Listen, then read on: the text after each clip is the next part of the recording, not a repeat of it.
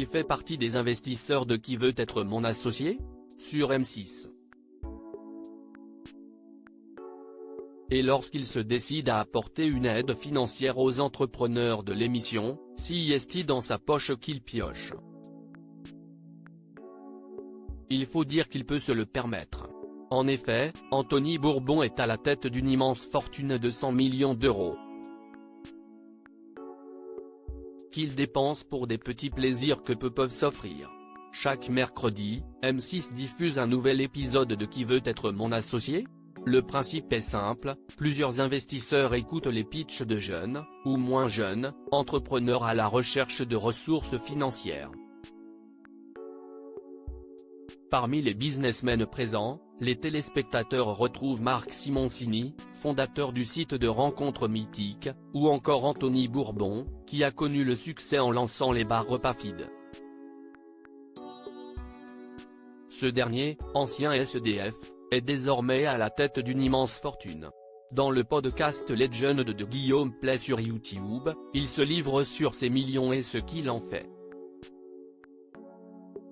Anthony Bourbon, ex-SDF à la tête d'une immense fortune comme l'indique Guillaume Play, la fortune d'Anthony Bourbon est estimée à environ 100 millions d'euros. Une somme qui ferait tourner bien des têtes. Mais pas celle de l'entrepreneur de 35 ans, resté très terre-à-terre. Alors s'il ne mène pas la vie de star, cette sacrée somme a complètement changé son quotidien. Déjà ça te déstresse. Ça t'enlève un poids incroyable, assure-t-il. Parce que tous ceux qui ont connu la pauvreté savent que ce qui est horrible, c'est de ne pas savoir de quoi demain est fait, comment tu vas payer ton loyer.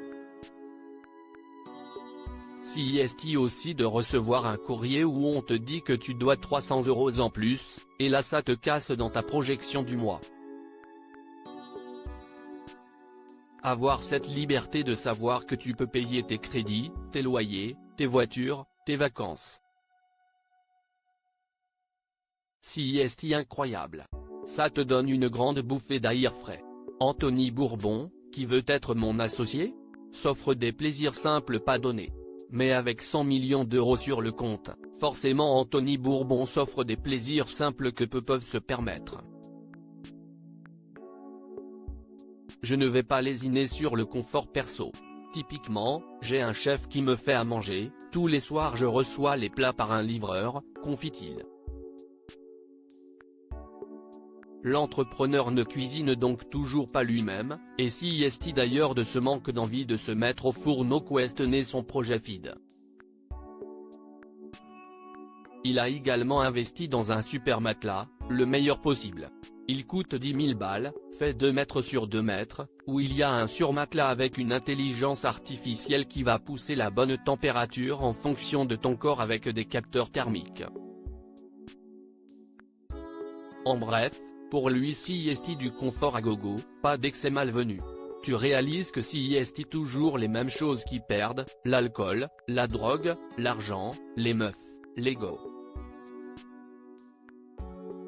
En réalité, il faut que j'évite ça à tout prix, se justifie-t-il. Une hygiène de vie qui semble plutôt bien lui réussir.